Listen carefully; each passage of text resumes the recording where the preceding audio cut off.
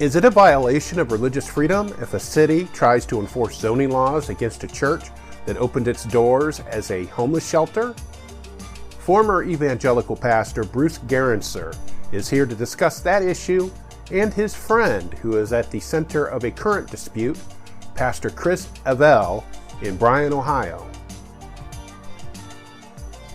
I'm Doug Berger, and this is Secular Left.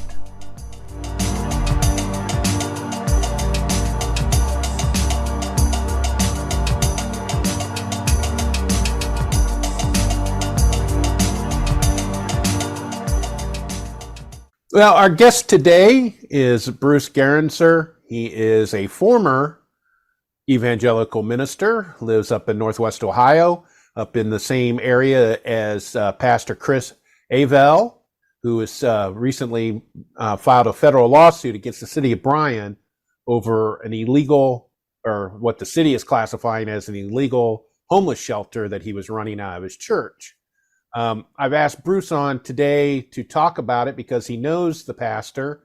They are friends, and he also has a certain point of view about it, and I kind of want to have a discussion about it. So sure. Just to kind of give a brief overview about the situation is that Pastor Avell opened a church called Dad's Church in downtown Bryan, and that is in Williams County, right? Yeah. Yes. In Williams County. So the county seat of Williams County in the northwest corner of the state. And he opened his church.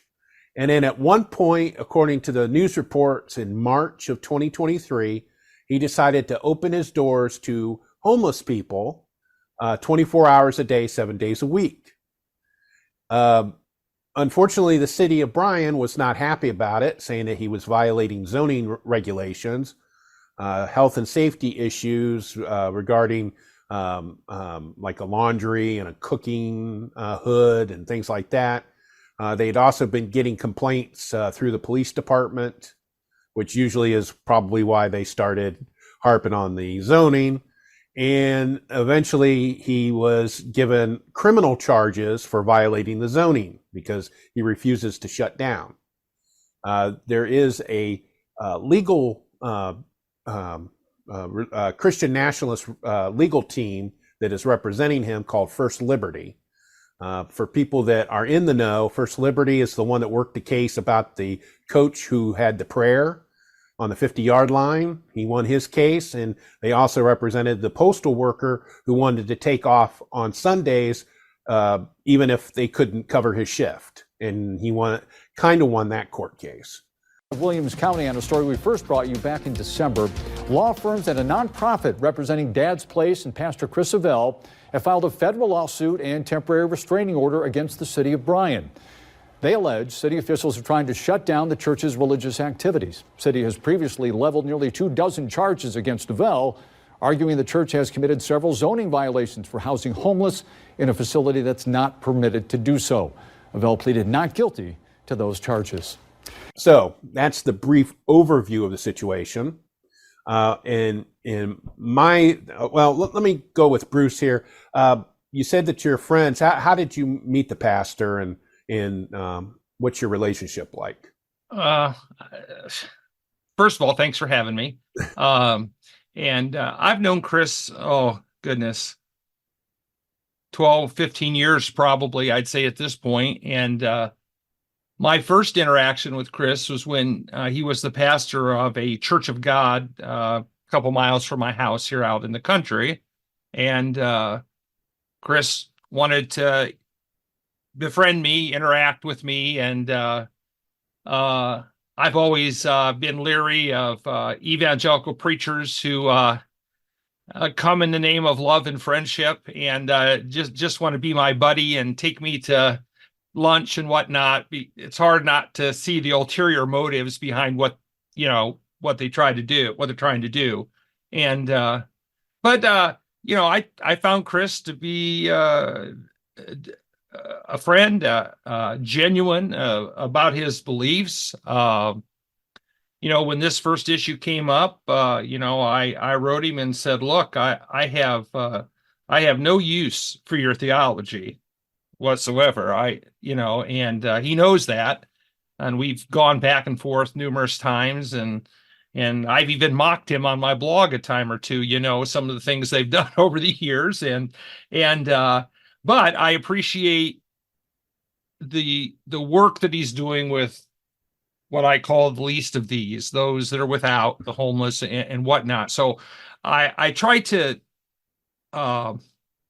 distinguish between the work that he's doing with homeless people and his beliefs. And certainly I'm no fan of First Liberty Institute at all. I despise much of what they do, though they can at times, land on the right side of the law too when it comes to First Amendment issues. And so you have to try to separate, these various issues, and that's not easy to do, and at the same token, we from the dad's place and Chris's side, we're hearing, cries of persecution it's someone's got an agenda that they're trying to prosecute against the church and whatnot. And I don't think that's the case either. I know some of the people, that are Bryan city leaders and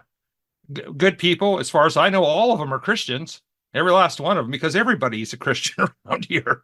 And I just think that what we have is this, two competing ideas here. We have the law, and then we have this view of how best to deal with a social problem and a political problem.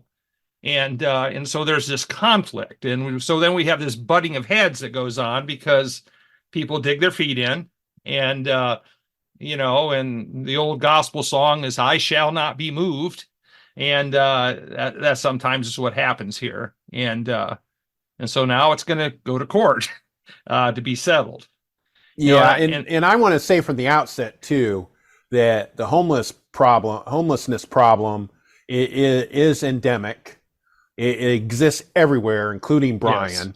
Yes. Bryan, I think, is only about 30,000 people at most.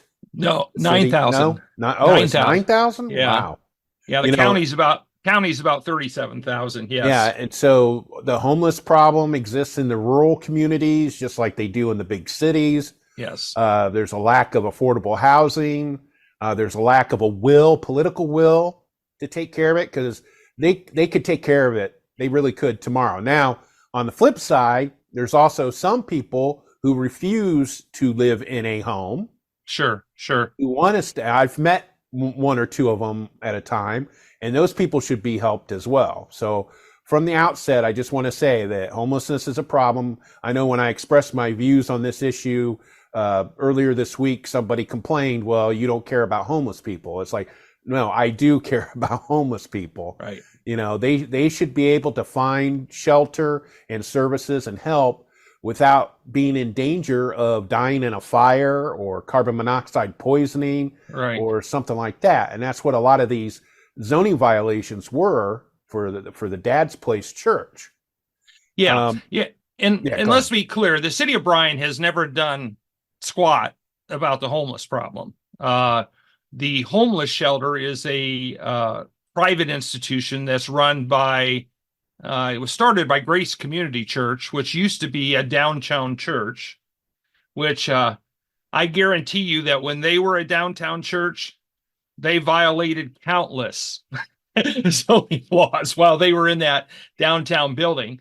And so Grace Community, pastored by Mike Kelly, I believe they're a Mennonite church now, and they were a charismatic evangelical church. And they started this homeless shelter, and so people don't get confused thinking that they're in Toledo, like at the Cherry Street Rescue Mission or someplace like that.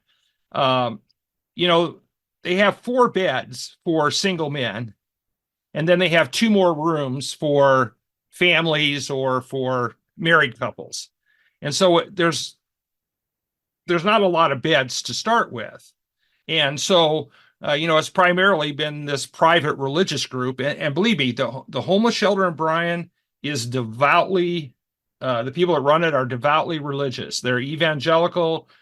People who live there are required to attend church and follow Bible principles and rules, and which is not uncommon, when it comes to religious oriented, homeless shelters and things like that. And so, what I see Dad's Place doing is trying to take care of the overflow from that, and that there are more people than that the homeless shelter can handle. And so the church took in the overflow from that, even at the the city police, bringing people there, and the local hospital bringing people there and dropping them off so they could, find some place to, to sleep and get a meal. Now, as far as the, so let's talk about the zoning, because that seems to, that be the issue. And the city of Bryan is grossly overplaying the so-called safety violations. In fact, I made a statement today that said, if we want to strictly follow the zoning, health codes, and building codes, and all of those things in Bryan, I can take them to dozens of businesses and churches that cannot pass inspections on those. I mean, within a block of this church. And so when I look at the violations, okay, if they needed carbon monoxide detectors, fire detectors, no brainer, got to do that. No question about that. But to a small church that's a storefront church, the fact that they have a stove that they cook on that doesn't have a vent over the top of it, come on, it's not going to hurt anybody. In the same way they had a dryer in there, and and the gas dryer had there was a plastic vent attached to it instead of a metal vent attached. And if Bryan was serious about the plastic vents, then they might stop the local hardware stores and building supply stores from selling them if they truly are a safety hazard. And I think there was even a small gas leak too. Supposedly reported.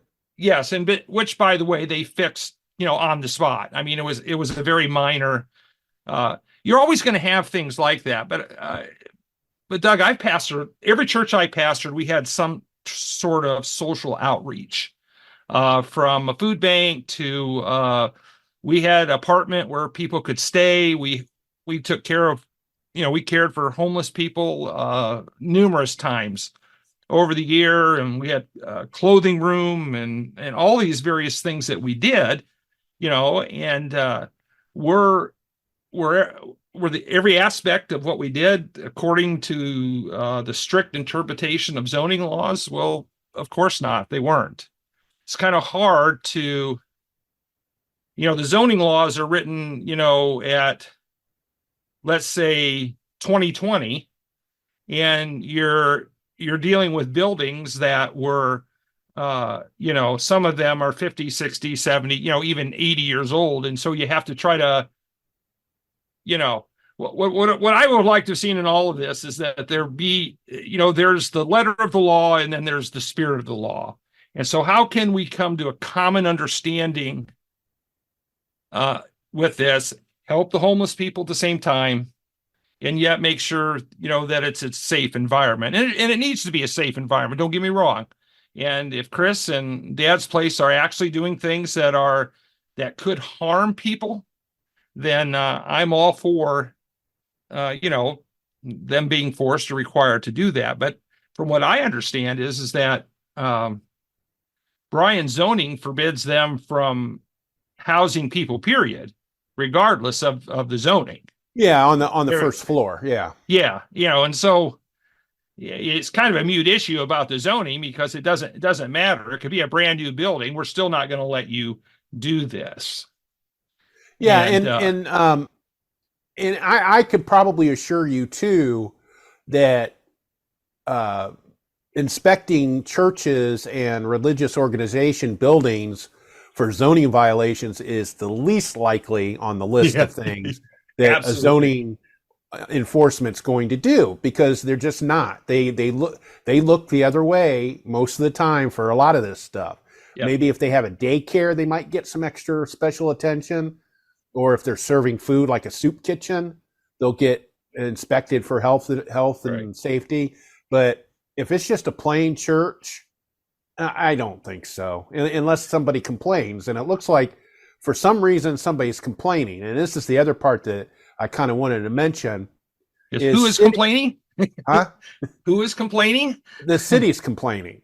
Okay. And I think what it is a lot of these cities use zoning to weed out entities that they do not want in certain areas of town. Right. And so if you are making money for the city and tax base for the city, they're more likely to work with you to get special use permits or to change the zoning. If you are something that they don't like, they are not going to work with you. So I get that part. I've warned pastors that start new churches and storefronts. I said, look, there's a quirk in Ohio law that when you start these churches, if it was previously a some sort of retail store and you're starting a church in the same building, then it's really a change of use. And so the state can come in technically and say, hey, you've had a change of use. You didn't notify us of that. You didn't apply for a change of use. And so, you're running basically, an illegal operation. But the problem is that there's no consistency with those laws. And that's why this seems, somewhat subjective to me. And so I want to know, okay, what provoked this initially? Was it a business that, didn't like the number of people coming through Dad's place? Didn't they like them out on the street? I know the police department was saying, well, they've had an increase in calls to the place, and okay, well, I can point to half a dozen bars in town where I guarantee you have increased calls. And the pastor said he's never had more than 20 people there. Right. So I don't know what these extra calls they're talking about, unless it's people hanging out outside smoking or begging for money. That could be. Right. For more information about any of the topics covered in this episode, check out our show notes at secularleft.us.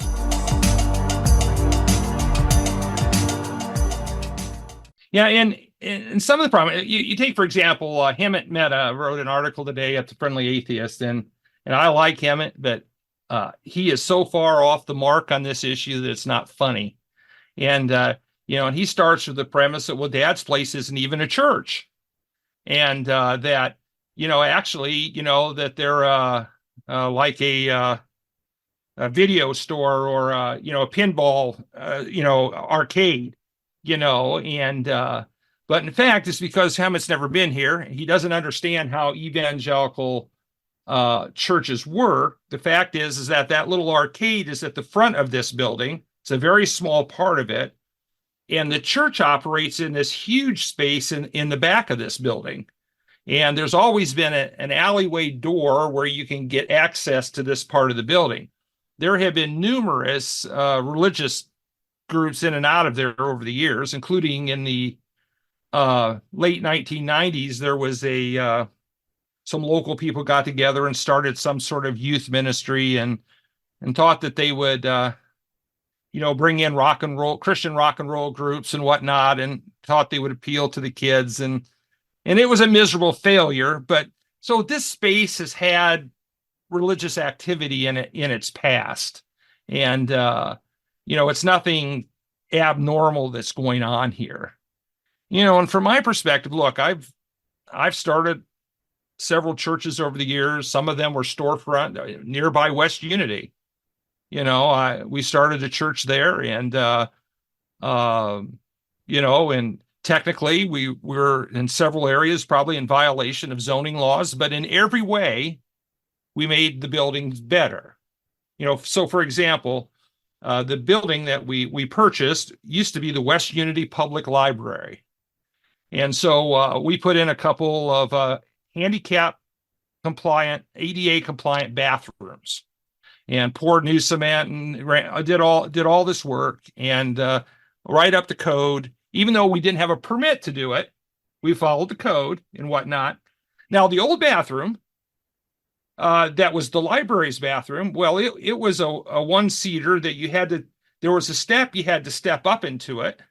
And so I remember I can do electrical work. And so I remember we had to replace a light and a switch in that bathroom. I said, okay, I'm going to, replace that light and that switch. And so I pull everything out. Come to find out that the person who did the previous work had taken extension cords, cut the ends off of them, and used that for the wiring inside the walls. And so, okay, so I look at that and I say, hey, we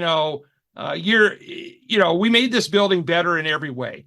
Is it strictly compliant? No. If you looked at our auditorium, for example, technically there should have been 3 aisleways in the auditorium. Well, it wasn't big enough for 3 aisleways. So we had one big aisleway down the middle, technically in violation of fire code, I would say, for the most part. Part of me says, damn it, obey the law. That's what the law is there for, and we should do our best to obey the law, but also I know sometimes we get in our car and we drive 80 miles an hour down the freeway too, and we break the law. And so as long as it's not a health and safety issue, I'm willing to, give some of these places a break, as long as they're working towards, improving the space. Now, if Dad's Place, if they're doing things that are putting people in physical harm, then that stuff needs to be immediately corrected. And I don't know,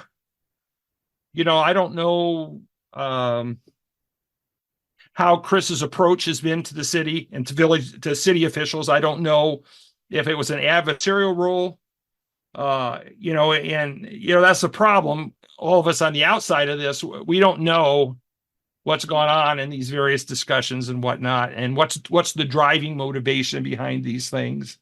Well, the only thing that I know is from the reports that I've read, right? And they had an article in the Bryan city paper, the Village something.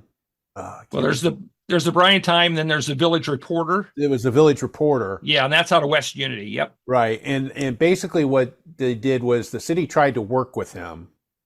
They even had somebody that was offering a building outside of downtown that they could then legally have a shelter at, and he turned them down. Right. That's what the city's reporting. Right. Yeah, and so that they've been trying to work with him since at least November. They've been trying to work with him even more, and he's refused to work with the city. And then that's when they filed the charges. So it wasn't like all of a sudden, hey, you've got homeless people. Here's your, you're under arrest. Right. It's not like that. Their Liberty Institute's kind of playing it up that way, but that's not how it was. Right. Yeah, and so that, and I'd like to have more information, because I read that, and I certainly would want to know more information about that. And was this a cost issue? Was this I don't know. There are factors that I don't know. I don't know. About that particular issue, but certainly that would address the problem with being downtown. And though, for me, I don't understand it, because there's a homeless shelter downtown. Well, I think probably they're afraid that there's going to be multiple homeless shelters downtown. It's certainly possible. So they want to nip it in the bud, as Barney Fife used to say. Yeah. But what I was going to say is that, I'm with you on the part about, obeying the law. And that's the real conflict that I have with this issue is that I see this too often where a religious group doesn't like a particular law. And so then they file a federal lawsuit and it gets changed where they don't have to follow the law. They did that with the mask mandates and the closing for the pandemic. And so what I think what happened maybe is that Chris decided, he was called to help people that needed homes. I get that. And I just think he's in over his head. I don't think he realized how much paperwork, that's why a lot of these shelters are such a large organization. Right. Because it's not something where you just throw open your doors and welcome people in. There's things that you have to do and money you have to spend to make it safe. And the other thing too, that is he's not offering any services to these people other than religious services. He's not trying to find them permanent housing. He's not trying to work with social workers, at least according to the reports I've seen. Right. That's something else a shelter does. Right. So right now he's just warehousing people.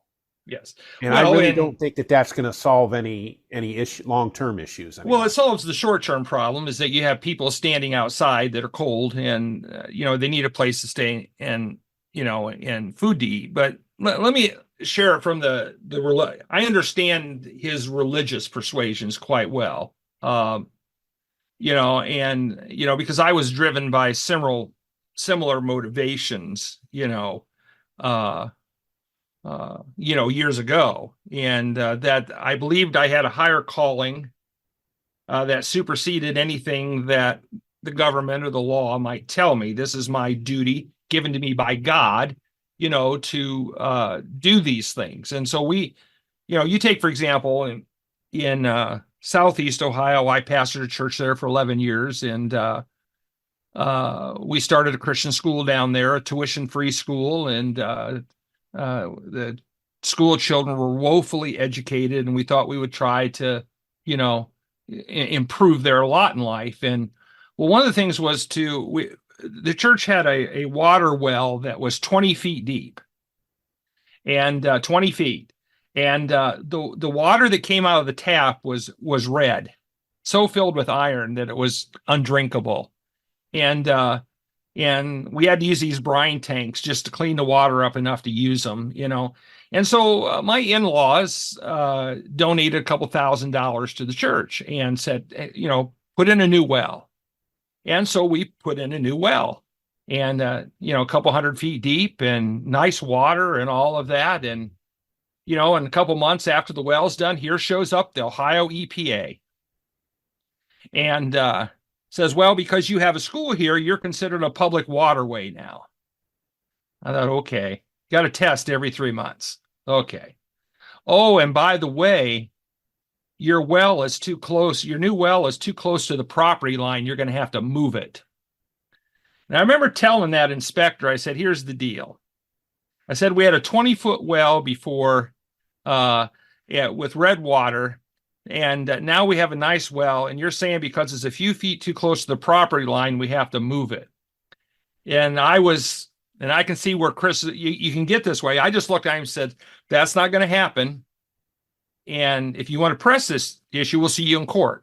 I mean, it was just that simple. And he decided that few feet really didn't matter so much after all. And so there's things like that happens. Now, the difference here is, of course, you've got people sleeping in a building. And that is a higher level of risk, especially if there's a threat of fire or carbon monoxide or things like that. And so I hope the church is doing everything it can to, address those issues. On a side thing, one thing that troubled me in all of this is that the city of Bryan could have taken a civil approach to this, and they could have gone that route. I think. I'm not a lawyer. So it troubles me that, you filed criminal charges against this pastor and he could end up in jail over this. And so that seems extreme. And the fact that, let's be clear, it also turns pastors into martyrs when you do that. That's the other side of it. They become the martyr and you become the victimizer. And and so on both parts, I think both parties, it'd be good if they take a step back and say, okay, how can we remediate this? And I don't know. It seems to me, at least from what I've read so far, is that both sides have dug in their heels, and we'll see where it goes from there. Hello, this is Doug, host of Secular Left, reminding you that I like to be validated. If you like this podcast and want to thank me, feel free to buy me a coffee. Go to buymeacoffee.com/secularleft and donate some cash to help make this a better show and validate me as a person. You'll feel better in the morning.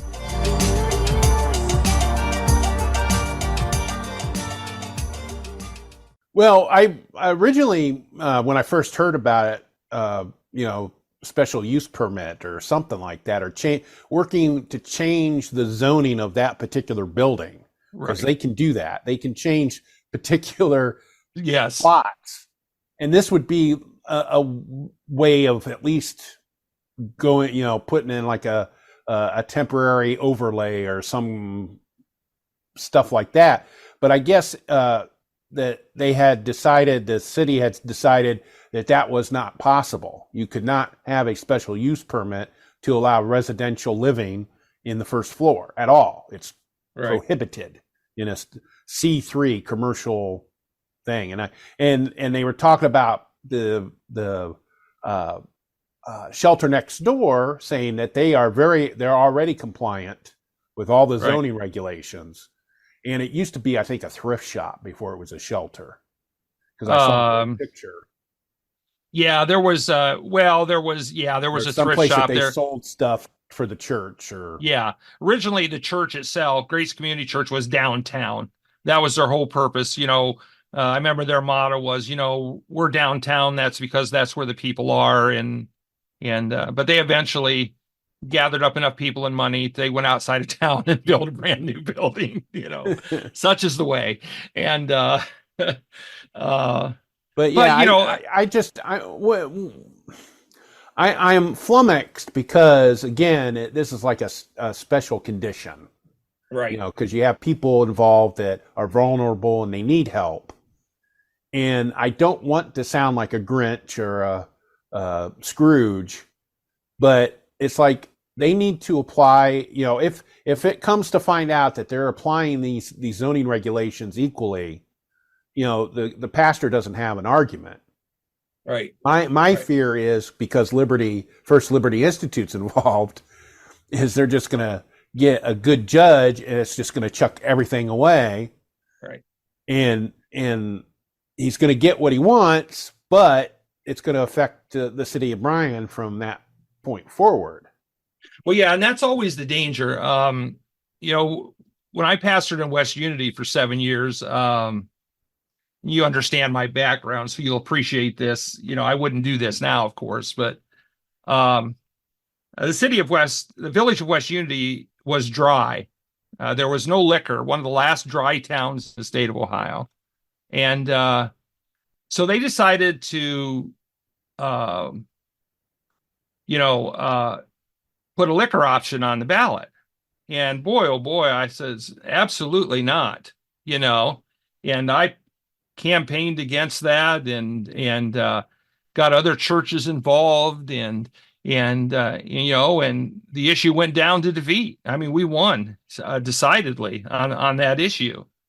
But here's the problem with that, is that, yes, I won, but I ruined my reputation in town as a result of that, because across the street at the American Legion, which wanted to sell liquor and can't, I was, Pastor MFer, I was Pastor SOB, I was Pastor, and so I ruined any opportunity that I had to minister to them, to reach them, because I was just the guy that kept them from buying beer on Friday night. Yeah, don't mess with veterans' beers, man. That's right. And so, yeah, you have to weigh these battles carefully. And in retrospect, I never would have did that. And I remember one of the afterwards, I got a notice from the Ohio Attorney General, or it may have been a Secretary of State, and that I was in violation of election law. And somebody had turned me in because we had printed up these flyers to hand out, and we didn't put on the bottom who paid for the flyers. And so it was a technicality, but I had to go through this whole rigmarole and promise that we would never, ever do it again. And it was a rather expensive fine. And they waived the fine and whatnot. And, and so, it's. Yeah, well, I can rest the listeners' minds about this, is that the Chris Avell is not being persecuted because he's religious or he's a Christian. No. Everybody that is wanting him to follow the zoning laws, they're all Christians. Right. They go to church just like everybody else. Right. I really do think that it's a matter of, it's a homeless shelter. Right. That's why it's being targeted, is because it's a homeless shelter, not because it's Christian. Right. Yes. Because, and I think if you and I, as the humanists of Williams County, started a homeless shelter in the same building, we'd end up with the same problem, because, we're violating the zoning law. So the only question to me is then, okay, so how do you resolve this? Because what ends up is I've read some comments in the national media about the city of Bryan and about Bryan leaders that, my God, they make the mayor of Bryan sound out like she's, Satan personified. And this is simply not true. These are good people. There's a difference of opinion here. And let me be clear, like you have said, that while there may be individual instances of persecution somewhere in the United States, generally, overwhelmingly, Christians are not persecuted in this country. They're inconvenienced.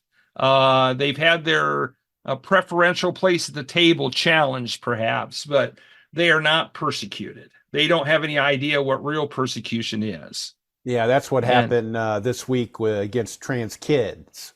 Yes. That was persecution. Yes, absolutely. So you have these kind of minor skirmishes going on over here with this kind of stuff. And then you have, the Republicans in the Ohio legislature doing things like this that are just, they're abomination, and harmful to people. Well, I think that Pastor Chris Avell, he's not going to be missing out any donations. I think he's going to be making a lot of money off of this. I guess he's already appeared on several conservative talk shows already. Might be podcasts or radio shows. I think he was on Fox News. Was he on Fox News already? Yeah. Got to go on Fox News. Yeah, so they're going to be making a lot of money. And I really do. There's a really good chance that he's going to win his court case, because that's just the atmosphere that we're in right now, is that all they have to do is say they're being persecuted, and the courts tend to agree whether there is or there isn't. And like I said, I really do think it's just the fact that it's a homeless shelter, and the leaders of Bryan do not want more than one shelter in downtown. I really do. I really think that's the crust of it. Yes. And so now the issue is how do you roll all this back, without getting, because first of all, the city of Bryan is going to end up with a lot of legal expenses. I assume First Liberty is representing Pastor Avell, free of charge. Yeah, and they have two other law firms that are helping out. Right.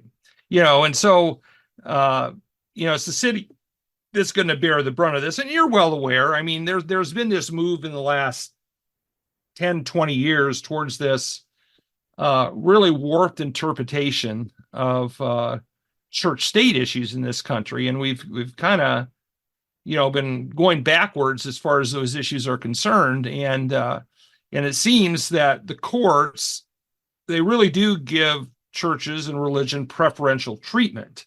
And they tend to, have a very broad interpretation, of the Establishment Clause and the various laws that, that affect, church and government relationships. And, there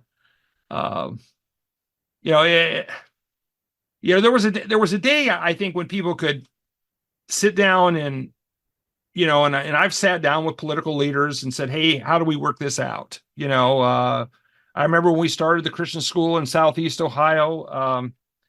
I was a thorn in the side of the local school superintendent. I was, from them teaching evolution to, sex ed class and all that. And so when I started the school, he was glad to see me go.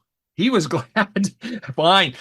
He even gave me desks for our school. He said, here's some desks we're not using anymore. You're welcome to them. And, and he and I sat down and we talked, and it was honestly just, it's a difference of worldview, and look, Chris is a fundamentalist. There's no question about that. Now he might grade at that and, that label, but his beliefs are, are solidly evangelical, which I think are inherently fundamentalist. And, and so he's coming from a very literalist, biblicist point of view.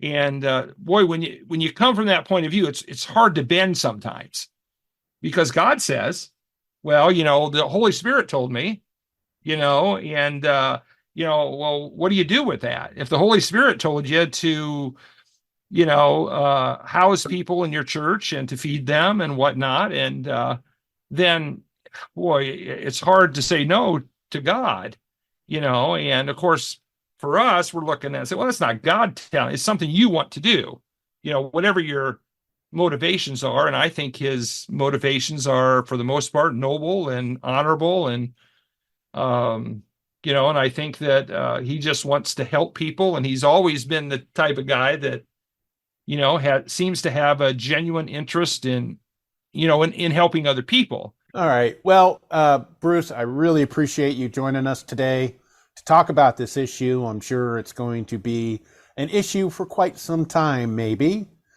Depends on how intractable the city is and how intractable Chris becomes. Yes. With his newfound friends.